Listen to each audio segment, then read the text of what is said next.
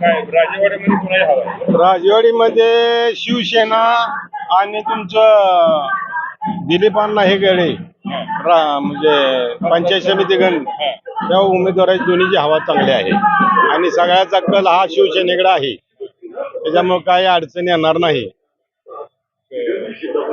कशाच्या जोरावर लोक नाही विकास हा राजवाडीतला विकास हा शिवसेनेनेच केलेला आहे. राजवाडीत एक असं पॉईंट नाही की तिथं शिवसेना पोचली नाही.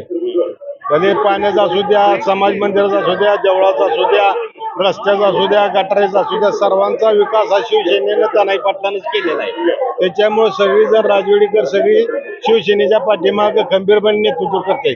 त्यामुळे कालच्या दुष्काळात सुद्धा आमदार नसताना सुहासभाईंनी तलावा राजवाडीचा 1857च्या इंग्रजांनी बांधलेला तलाव फुल भरून दिला होता आणि राजवाडी तलावाच्या परिसरातला दुष्काळ हा त्यावेळी उन्हाळ्यात काढला होता.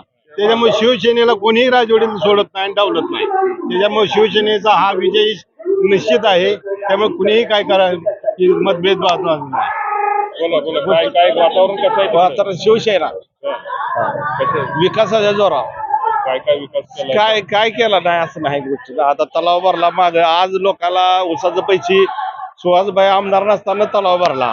त्याचं आज लोकांना पैसे मिळालं 10 लाख 20 हजार टन ऊस गेलं. त्याच्यामुळे लोकांचं सुजलाम शुभलाम राजवाडी झाली आणि अध्यक्ष निमेराच फोन करा ते अलर्ट जायचं गोरगरिबाला कधी सगळ्याला.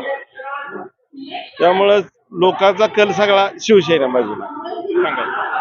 विकासाचा जोरावर आणि वैयक्तिक जे अध्यक्ष कुठल्याही माणूस तिथं कॉलेजवर त्यांच्यापाशी जाऊ द्या, वैयक्तिक कामा कुठलंही घेऊन जाऊ द्या, कुठल्याही पार्टीला असो, तिथं पार्टी पक्ष हे कुठलं जातीभेद न करता डायरेक्ट काम केलं जातं आणि ह्या तालुक्यात सर्वांगीण विकास फक्त अध्यक्षांनीच केलेला आहे आणि माननीय अनिल भाऊच्या माध्यमातून जो विकास झालाय तो फक्त तालुक्यात त्यांच्याचमुळे झालाय.